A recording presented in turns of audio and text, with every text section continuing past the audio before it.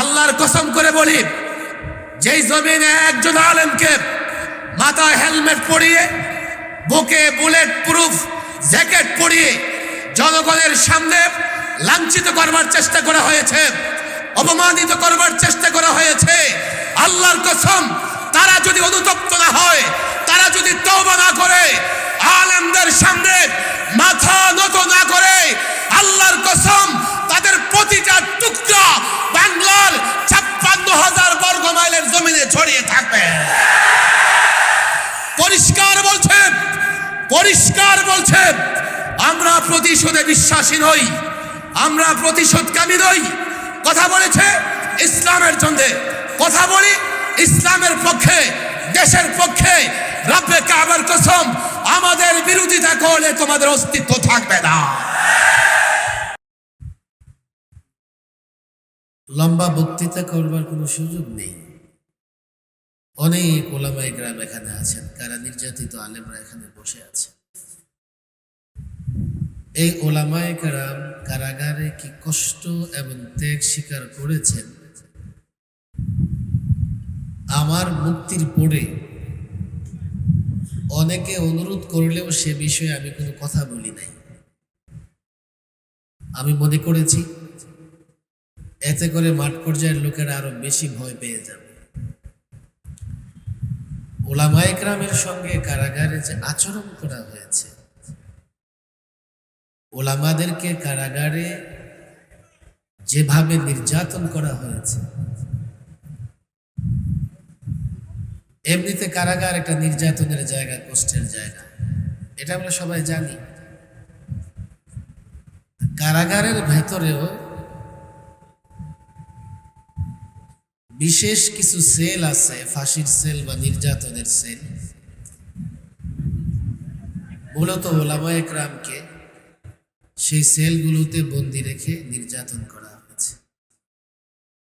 আমাদের সদ্য কারামুক্ত বন্ধুবর মাওলানা মামুনুল হক সাহেব আসতেছেন।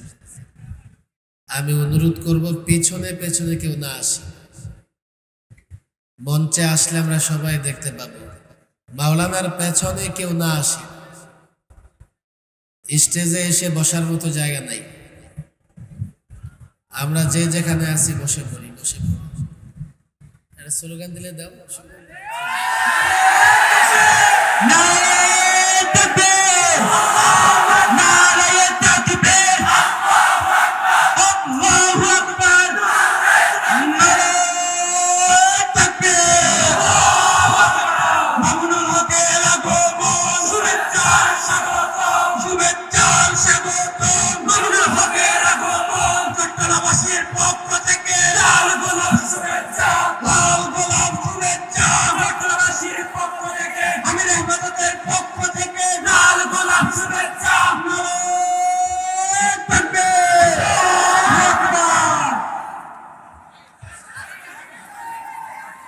বসে পড়ি, যে যেখানে জায়গা পাই বসে পড়ি। এই তোমাদেরকে বলছি না পিছনে পিছনে আসবা না, পিছে পিছে বসে চলে আসছেন। আপনারা সবাই বসে পড়েন, সুন্দর করে কথা শুনবেন। মুরব্বীদের দিক নির্দেশনা শুনে এখন এমনি লাফালাফি করার সময় না, বসে পড়ি, কাজ করার সময় প্লিজ সবাই বসে যান সুন্দরভাবে। যেখানে জায়গা পাই বসে। যারা আছে তারাও সুন্দরভাবে বসে যান প্লিজ। মাশাআল্লাহ, একদম নীরবতার সঙ্গে করবেন না, হ্যাঁ, সরাসরি করবেন না। হুজুরকে আসতে দেন, জায়গা থেকে পিছনে কেউ আসবেন না প্লিজ, সবাই বসে যান। ঠিক আছে। আজকে আমি বক্তৃতা করব না, একেবারে সংক্ষিপ্তভাবে যে কথা বলি। কারাগারে এমনিতেই কারাগার কষ্টের জায়গা, সেখানেও কষ্ট দেবার মতো আরো কিছু জায়গা আছে। আমরা যখন কেন্দ্রীয় কারাগারে ছিলাম, কেউ আওয়াজ না করি, যে যেখানে আছে দাঁড়িয়ে থাকি।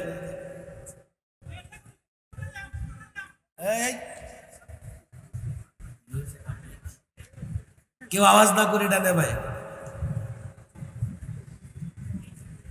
আমরা যখন শোনেন ভালো করে, কেন্দ্রীয় কারাগারে যখন ছিলাম, আমাদেরকে রাখা হয়েছে কোথায়? কারাগারে যদি কেউ ভুল করে ত্রুটি করে তো তাকে পানিশমেন্টের জন্যে বিল্ডিংয়ের নিচতলায় একেবারে অপরিচ্ছন্ন নোংরা মশায় ভরপুর নিচতলায় কিছু কক্ষ আছে, সেখানে রাখা হয়। আমরা যতদিন কেন্দ্রীয় কারাগারে ছিলাম আমাদেরকে ওই পানিশমেন্ট রুমগুলোতে রাখা হয়েছে, তাও 24 ঘন্টা লক করে রাখা হইতো। হিম্মত হারাবার কিছুই নাই। সেখান থেকে কাশিমপুর কারাগারে আমাদেরকে শিফট করা হলো। একটু আমাদের জন্য সুযোগ যে আমরা বারান্দায় বের হতে পারতাম, বারান্দার পরে ব্লকের শেষ মাথা লক আপ করে থাকতো। যখন অন্য সমস্ত কারাবন্দী মদখোর, ধর্ষক, দুর্নীতিবাজ, চুর, খুনি সব পুরা কারাগারে ঘুরে বেড়াতো, আলেম ওলামারা একটা পানিশমেন্ট কামরাগুলোতে 24 ঘন্টা বন্দি থাকতে হতো। এক একজনের মামলার ফিরিস্তি শুনলে মনে হবে যে গোনার জন্য লোক দরকার। 30-40টা পর্যন্ত মামলা, রিমান্ড, মাসের পর মাস রিমান্ড। নির্যাতনের এমন একটা সময় গেছে 21 থেকে 24-এর এ পর্যন্ত। আমার কাছে মাঝে মধ্যেই মনে হয় 1857-এর পরে ওলামাদের উপরে ইংরেজ বেনিয়ারা যে নির্যাতন টর্চার করেছিল, সেই নির্যাতন টর্চারের নমুনা আরেকটা আমরা এই যুগে এসে দেখেছি। আজকে আল্লামা মুহিবুল্লাহ বাবা নগরী সাহেব আমাদেরকে ডেকেছেন। আমরা মনে করি হজরতের দোয়া নিয়ে যাব। এটা গতানুগতিক কোনো প্রোগ্রাম না, আগে থেকে এত বড় প্রোগ্রামের কোনো উদ্দেশ্য হজরতের ছিল না। আমাদেরকে ডেকেছেন, দাওয়াত দেবেন। আমি সংক্ষিপ্ত একটা কথাই বলতে চাই। মোহাম্মদ আলী জওহার যে কথা বলতেন, কাতলে হুসাইন দর আসল মর্গ ইয়াজিদ হ্যায়, ইসলাম জিন্দা হোতা হ্যায় হর কারবালা কে বাদ। নির্যাতন সহ্য করেছে ওলামা একরাম, কিন্তু তোমরা তোমাদের পতন ডেকে এনেছ। কেউ বলতে পারে হুজুর কোথায়, আমরা তো আছি। না না না, এই থাকা সেই থাকা নয়।